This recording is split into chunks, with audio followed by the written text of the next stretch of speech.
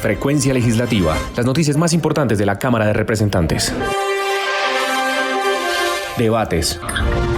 Proyectos. Proyecto de ley número 097-2015, Cámara. Todo lo que usted necesita saber de la actividad legislativa de la Cámara de Representantes. Frecuencia Legislativa.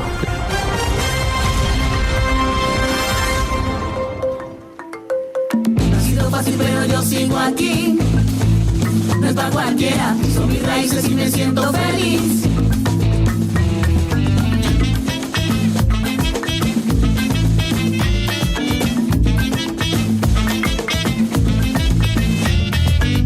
Rumba del Pacífico estoy, pedazo de tierra creado por Dios, con mi pelo en trenzas, símbolo de lucha, fuerza de liberación, colores tribales bailando en mi vestido, lenguaje del alma de antepasados míos, puro pacífico, paz y sabrosura, conciencia de etnia, riqueza y cultura. Esto es puro pacífico, puro pacífico, puro pacífico. Puro Pacífico. Escuchamos esta canción que lleva por título Puro Pacífico, un tema musical que expresa la pujanza, la fuerza, el valor de los habitantes de esta región del país, del Pacífico. Es un tema musical de Cintia Montaño, una mujer afrocolombiana, cantautora de nuestro país, que nos trae esta canción y la queremos destacar el día de hoy aquí en Frecuencia Legislativa, el programa institucional de la Cámara de Representantes, donde siempre hacemos un reconocimiento a algún departamento, alguna zona de nuestro país, y hoy pues queremos hablar de esta tierra, donde está el departamento del Chocó, que a propósito por estos días sufre las consecuencias del conflicto, de los enfrentamientos entre grupos ilegales. Paola, muy buenos días. Buenos días, John, y para todos los oyentes de Frecuencia Legislativa, y no solamente a esta población, John, sino hoy es el día, se celebra el Día de las ONGs. Fue promulgado y reconocido oficialmente el 27 de febrero del 2014 por el Programa de las Naciones Unidas para el Desarrollo, y hacerles un homenaje porque ellos reúnen esa inteligencia colectiva para aportarle a las comunidades más vulnerables del mundo. Entidades, Paola, que de verdad muchas de ellas hacen un trabajo importante, un trabajo especial, que ayudan a la comunidad.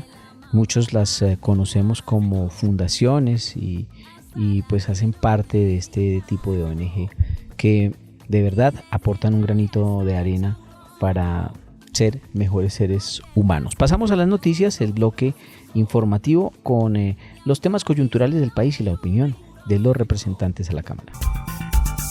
Estamos en Frecuencia Legislativa, programa institucional de la Cámara de Representantes. Y el Gobierno Nacional esta semana se pronunció frente a la flexibilización del uso de tapabocas. Más adelante estaremos haciendo un informe especial sobre este tema coyuntural en el país. Por ahora vamos con este bloque de noticias. Desde el 16 de enero los colombianos empezaron a pagar más por las tarifas de los peajes que hay en las principales rutas nacionales. Este incremento ha afectado al sector transportador. Desde el Congreso se alista un debate de control político para contrarrestar una medida que afecta los hogares colombianos, como el alza desmedida del valor de los peajes. Información con Judy Cetina. Más de 34 peajes del Invías en 9 corredores en todo el país actualizaron sus tarifas, y lo mismo sucedió con los peajes de la Vía al Llano. El representante a la Cámara, León Freddy Muñoz del partido Alianza Verde, alista un debate de control político al gobierno nacional para que explique por qué se viene atentando contra el bolsillo de los colombianos en el alza desmedida de los peajes. También nos tienen que decir cuál fue el estudio técnico para incrementar en 18 peajes más. ¿Cuáles son los estudios para estos peajes, el incremento tan abusivo de los peajes? Los precios de los peajes quedaron en 14.300 pesos para el peaje de Boquerón, de 12.200 para el peaje de Naranjal y de 20.100 para el peaje de Pipiral. Así las cosas, el recorrido entre Bogotá y Villavicencio pasó de 39.000 pesos a 46.600 pesos para este año, razón que llevó al Congreso de la República a avanzar en un proyecto de ley que busca frenar el abuso del cobro en los peajes. Informó para Frecuencia Legislativa Judy Cetina. Representantes del Chocó piden a las autoridades mayores medidas para enfrentar la crisis humanitaria que se vive en varios municipios de este departamento. Pese a que han sido capturados 1.078 integrantes de grupos armados, la Defensoría del Pueblo dice que son más de 4 millones los desplazados por enfrentamientos entre grupos ilegales. La información la presenta Ricardo Aguas. Además de los problemas de cobertura en salud, servicios públicos o educación, la población de este departamento viene afrontando las consecuencias de la inseguridad y el accionar de los grupos ilegales. Walter Urrego, líder comunitario. Extorsión, desplazamiento, asesinatos, atentados, no dan más, no se da más acá en esta ciudad de Quito. Cientos de familias del departamento se han visto obligadas a confinarse o desplazarse a causa de los enfrentamientos entre el Clan del Golfo y el ELN. Por eso representantes a la Cámara exigieron mayor atención del Estado. Esto dijo Astrid Sánchez, representante del Chocó del partido de la U. No es justo que estos señores, al margen de la ley, prohíban el tránsito normal de las personas. No es justo que le coloquen horario para ellos ir a sus casas, para ellos ir a sus hogares, para ellos ir a su trabajo, para ellos ir a estudiar. Necesitamos un gobierno nacional robustecido, fuerte, unas fuerzas militares y de policía fuertes que le puedan salir a los violentos. Este es el concepto de John Arley Murillo, representante de las comunidades afro, raizales y palenqueras del partido Colombia Renaciente. Ya no queremos más consejos de seguridad insulsos e inútiles. No queremos más consejos de gobierno en función, sino respuestas efectivas para poder atender, como lo hemos pedido, con un plan de choque social y de seguridad a la población chocuana que hoy está sufriendo, siendo confinada, siendo desplazada, extorsionada permanentemente. Por ahora, dentro de los anuncios del gobierno se contempla la llegada de más de 160 hombres de la fuerza pública para combatir la delincuencia en esta región del país. Informó para Frecuencia Legislativa Ricardo Aguas. Las víctimas de accidentes de tránsito preocupan a los legisladores. En enero de este año murieron 571 personas. En 2021 la cifra llegó a 7.270. Desde la Cámara de Representantes piden poner en cintura a algunas escuelas de automovilismo que, según denuncias, estarían entregando certificaciones sin el lleno de los requisitos. Así se hará a través de un proyecto de ley. La información con Carol Rodríguez. Así es, John, preocupante situación que atraviesa el país con respecto al aumento de índice de accidentalidad vial. Según la Agencia de Seguridad Vial, los jóvenes entre 20 y 30 años son los más involucrados con siniestros viales. Durante enero del 2022 se registraron 571 víctimas fatales, de las cuales 314 corresponden a motociclistas y 123 a peatones fallecidos a nivel nacional. Esto aseguró Juan Felipe Lota, director de la Agencia de Seguridad Vial. Hace un llamado vehemente a los ciudadanos y a las autoridades territoriales para que hagamos un refuerzo en el control para prevenir estos factores de riesgo. Por esto, en la Cámara de Representantes se hace trámite a un proyecto de ley que reglamenta y pone reglas claras y más estrictas a los sitios encargados de preparar a los conductores para obtener sus licencias de conducción. Así lo manifestó el representante Milton Angulo del Partido Centro Democrático. Este proyecto lo que busca es generar más competitividad, generar más desarrollo a la escuela, permitir que el componente académico sea mejor, que a los estudiantes se les forme en seguridad vial, en primer auxilio, en responsabilidades civiles. El exceso de velocidad, la confianza desmedida en los conductores, certificados fraudulentos expedidos por centros de diagnóstico automotriz y las malas prácticas de la formación automovilística para conductores licenciados por parte de las academias de educación automovilística son algunos de los principales factores que atentan con la seguridad vial de los colombianos, informó para Frecuencia Legislativa Carol Rodríguez. Uno de los proyectos por debatir en la plenaria de la Cámara y que hará parte de esta nueva legislatura que inicia el próximo 20 de marzo es el que pretende que Medellín se convierta en un distrito especial de ciencia, tecnología e innovación. Ángela Cuervo con los detalles. Buenos días, John. Este proyecto terminó la pasada legislatura con un apoyo unánime en la Comisión Primera de la Cámara y ahora se espera que se ponga en el orden del día de la plenaria para avanzar con paso firme hacia la declaración de Medellín como distrito especial.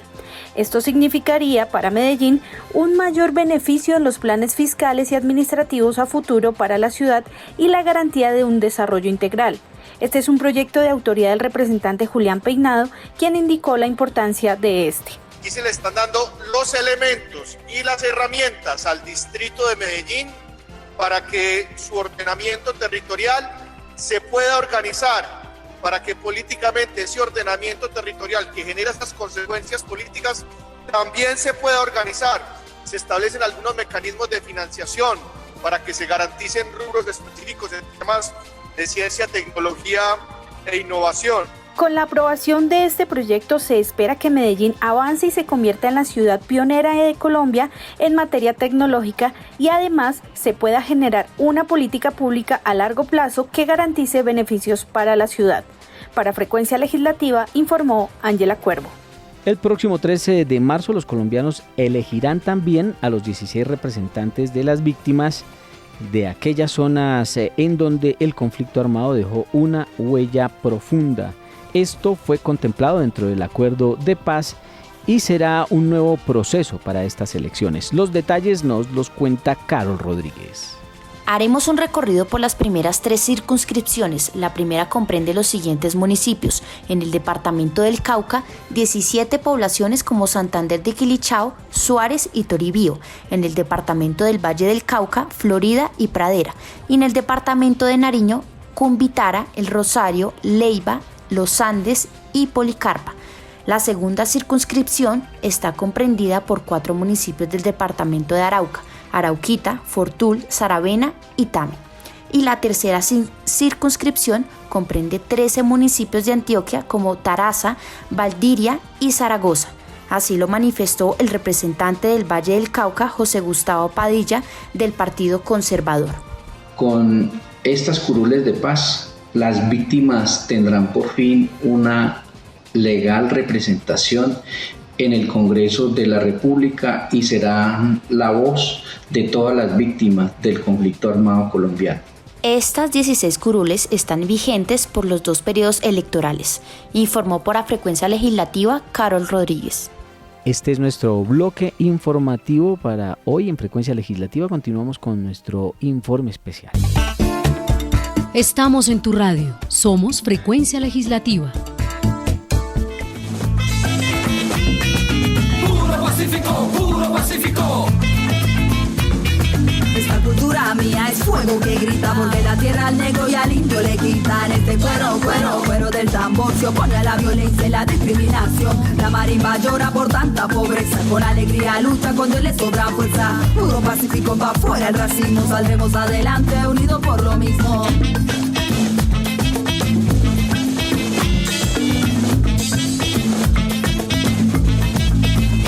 Esto es puro Pacífico.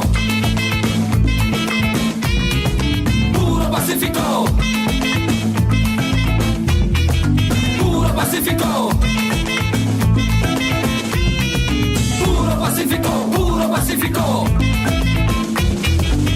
Y como vive mi gente en el Pacífico. Y continuamos escuchando a Cintia Montaño con esta canción Puro Pacífico, hablando de la pujanza y el empeño de todos los habitantes de este sector del país. Vamos con nuestro informe especial, ya que luego de 2 años de pandemia el gobierno nacional tomó la decisión de levantar el uso de tapabocas en espacios abiertos con ciertas condiciones. Representantes a la Cámara de distintas regiones reaccionaron a la decisión luego del paso de la variante llamada Omicron. Pues Paola Omeara preparó un informe especial. Adelante, Paola. Y Colombia se suma a la lista de países que flexibilizan las medidas de bioseguridad adoptadas por la pandemia.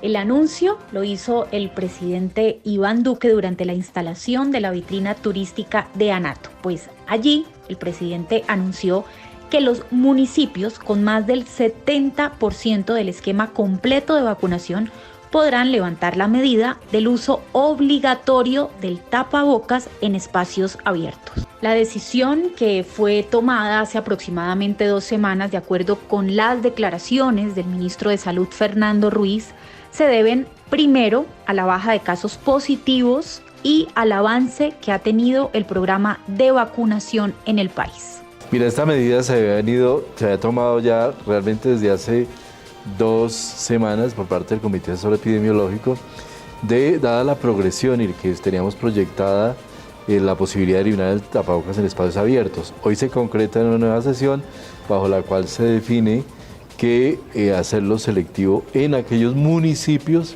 donde haya más del 70 o más % de cobertura de esquemas completos de vacunación.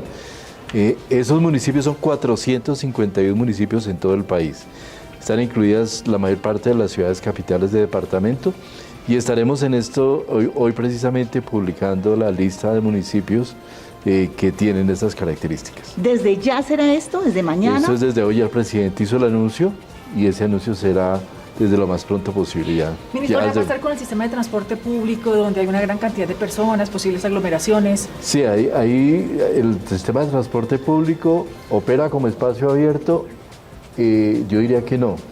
Yo diría que en el transporte público es necesario seguir manteniendo el tapabocas porque ahí hay una cercanía, una aglomeración y en general no hay las condiciones de ventilación. Por ejemplo, en conciertos, en sitios que son masivos, eventos masivos, pero al aire libre. Abiertos al aire libre se puede usar. ¿Cuál es el factor fundamental aquí? La ventilación. En la que haya ventilación abierta hacia el espacio. Ministro, usted decía que esto era un premio a aquellas personas que se han vacunado y también un llamado a los que no lo han hecho para que logren que sus regiones vuelvan a la normalidad. Sí, este es un premio al esfuerzo de todos los colombianos. Realmente hemos sido muy disciplinados con el tapabocas comparados con otros países. Esta es una medida que, desafortunadamente hay que decirlo, puede volver. Puede volver porque todo depende de la progresión epidemiológica. Nos puede llegar una nueva cepa y seguramente podríamos tener que volver a tomarla nuevamente. Eso es importante que lo tengamos claro. A la medida se sumaron ciudades como Bogotá, Medellín y Barranquilla, que ya cuentan con una cobertura del más del 70%. La alcaldesa de Bogotá, Claudia López, fue una de las primeras en celebrar la medida. En Bogotá, a partir del 1 de marzo, que es cuando se vence la normatividad vigente de emergencia sanitaria, no habrá uso de tapabocas en espacios abiertos para quienes ya estemos vacunados y no tengamos síntomas gripales ni síntomas respiratorios. Como parte esencial para la reactivación económica del país, calificó esta decisión del Gobierno Nacional el representante a la Cámara por Bogotá del Partido Centro Democrático, Eduardo Rodríguez. Buenas noticias para el país. El anuncio del presidente Iván Duque significa que la vacunación masiva fue un rotundo éxito. Eso significa que vamos por una recuperación económica aún más grande y tenemos que sacar este país adelante. Lo logramos. Departamentos como Nariño, Tolima, Santander, Boyacá, Quindío y otros 451 municipios levantarían también el uso del tapabocas. Sin embargo, ciudades como Cali, Santa Marta, Valledupar, Villavicencio, Florencia, Riohacha, Sincelejo y Cúcuta no clasificarían dentro de este grupo. El ministro de Salud también aclaró que se debe continuar con el uso del tapabocas en los espacios donde no se cuente con la adecuada ventilación. Y citó entre algunos otros el transporte público por la aglomeración de personas, los salones de clase, universidades y oficinas. Algunos sectores como el gremio médico aseguran que no es momento para dejar el uso del tapabocas y menos en espacios cerrados. Para Frecuencia Legislativa informó Paola Omeara. Bueno, Paola, y escuchemos también qué opina la gente en otras ciudades, en otros lugares del país. William Oliveros, en el departamento de Caldas. Hola John, muy buenos días. El presidente Iván Duque acaba de anunciar que en todas las poblaciones donde tengamos el 70% de coberturas con esquemas completos, se puede eliminar el uso del tapabocas en espacios abiertos. De los 27 municipios en el departamento de Caldas, solo 12 le dicen adiós al tapabocas. Y esto es lo que piensan algunos de sus habitantes. Sandra García es enfermera y nos da su opinión. Hola William, el uso del tapabocas debería continuar hasta que no estén vacunados un 100% del COVID, ya que este es un virus de fácil contagio y siempre estaremos en riesgo. También hablamos con David López, él es guardia de seguridad y esto es lo que piensa al respecto. En este caso estoy de acuerdo con el gobierno, ya es hora de que nos enfrentemos a nuestras realidades y es hora de pasar la página. Nora Gómez es una mujer que emprende en la venta de frutas y así nos respondió. Don William, me parece una medida un poco compleja, ya que por un lado desde hace mucho rato uno ve personas sin tapabocas en lugares públicos y privados y de alguna forma hemos pensado que no tienen conciencia social. Ahora el gobierno quita el uso obligatorio del tapabocas y entonces uno no sabe si es bueno o es malo el uso. La responsabilidad creería que ya es de cada uno y esperemos a ver qué pasa. Ojalá los índices de COVID no aumenten. Son 451 municipios en todo el país que hoy quitan el uso del tapabocas en espacios abiertos. Allí están incluidas la mayor parte de las ciudades capitales. Así lo aseguró el ministro Ruiz y agregó que la decisión entró en rigor desde esta semana. Para Frecuencia Legislativa informó William Oliveros. Vamos al departamento de Boyacá con Alejandra Munevar. Siempre será muy importante conocer la opinión de todos los boyacenses sobre cada uno de los temas más álgidos que están pasando en el país. Es por eso que vamos a hablar precisamente en las calles, a conocer esa opinión que tienen las personas sobre este nuevo anuncio que hace el gobierno nacional para quitar el uso del tapabocas en los municipios que ya hayan inmunizado a más del 70% de su población. Escuchemos cuáles son esas opiniones que tienen las y los boyacenses sobre este tema. Yo creo que el uso del tapabocas se puede limitar a espacios cerrados y reuniones sociales grandes. Hay que tener en cuenta que la gente está muy prevenida y hay personas que lo irán a dejar porque les parecía difícil, como habrá otras que estarán prevenidas y lo tendrán que usar o lo usarán mejor también por este tipo de medidas sanitarias. Pienso que es una decisión un poco acelerada, ya que ni siquiera el 50% de los municipios del país cuentan con una tasa de vacunación del 70%, que es la necesaria o se estima para una inmunidad de rebaño. En este momento ya solo quedamos a la espera a ver cuál es esa decisión que toman cada uno de los mandatarios en los diferentes departamentos y municipios de nuestro país. Este es un informe de Alejandra Munevar para Frecuencia Legislativa. ¿Y qué dijo la gente en Antioquia, en Medellín, Mariana Marulanda? Así es, John. Estas son las opiniones de la ciudadanía en Medellín frente a la eliminación del uso del tapabocas en espacios públicos. El levantamiento de la medida obligatoria del uso del tapabocas en espacios públicos puede causar preocupación o tranquilidad a diferentes personas. Quizás no sea tan adecuada en la medida que seguimos viendo los hospitales llenos en ocupación y más que todo por COVID, tanto por consultas como por hospitalizaciones. Muchas empresas, por su parte, han comunicado que esa medida, a pesar de que el gobierno nacional y municipal la ha avalado, no va a ser como practicada en sus espacios como lo es el Metro de Medellín. El no uso del tapabocas en lugares abiertos me parece completamente aceptado. Creo que hay otras maneras de autocuidarnos y también de hacernos fuertes frente al COVID y frente a muchos virus a los que nos exponemos día a día. El uso excesivo del tapabocas afecta considerablemente nuestra salud. La nueva medida de levantar el uso del tapabocas en lugares públicos es una medida inocua.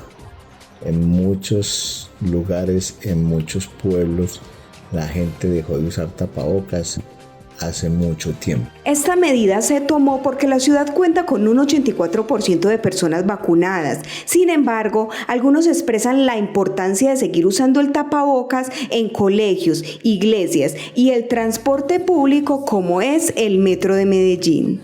Y bien, la opinión de la gente en Colombia, la idea es de todas formas seguir cuidándonos, seguir pues atentos a las medidas de bioseguridad porque el virus continúa entre nosotros. Bueno, Paola, llegamos a la parte final de Frecuencia Legislativa. ¿Qué tema tenemos para destacar ahora? Pues hoy se celebra algo que salva vidas, John, el Día Mundial del Trasplante, y utilizan esta fecha básicamente para reconocer la labor de los profesionales que hacen todos sus esfuerzos y dedican toda su investigación para innovar y salvar vidas. Y es que a propósito, Paola, por acá se tramitó una ley que permite la donación de órganos. No solo la permite, sino que además la considera obligatoria. Dice textualmente: una vez que todo colombiano fallezca, se convierte en donante, excepto si manifestó su negativa en vida. Así es.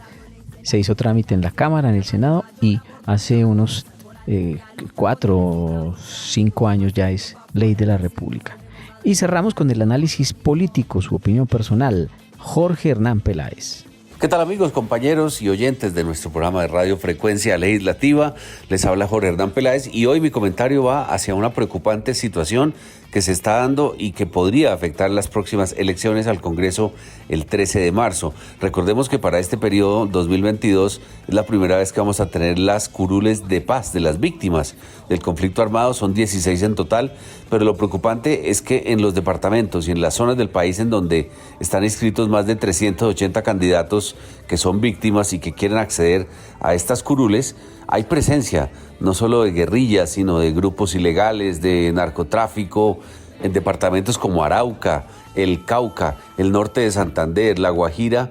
Pues hay de alguna manera una presión de la guerrilla que no se ha querido sentar a negociar con el gobierno, el ELN, y al parecer, según las denuncias que hay en medios regionales, se estaría presionando para la votación de ciertos candidatos, lo cual no le hace bien a este tema de las curules de paz que fue de alguna manera negociado en el acuerdo de La Habana y firmado en el Teatro Colón con la guerrilla de las FARC. Qué mala coincidencia que el ELN nunca se desmovilizó y nunca quiso entrar a un proceso de paz y ahora esté actuando en esas zonas o en algunas en donde hay votaciones para las curules de paz, porque podríamos vernos en el próximo domingo 13 de marzo enfrentados a las situaciones donde de pronto no hay candidatos viables para algunos de esos municipios o algunas de esas curules de paz en estos departamentos donde todavía está actuando la guerrilla. Gracias, Jorge. Estuvimos hoy en cabina Paola Omeara, en la parte técnica Sergio Murcia, quien les habla John Contreras y todo el equipo periodístico de Frecuencia Legislativa. Frecuencia Legislativa, programa institucional de la Cámara de Representantes.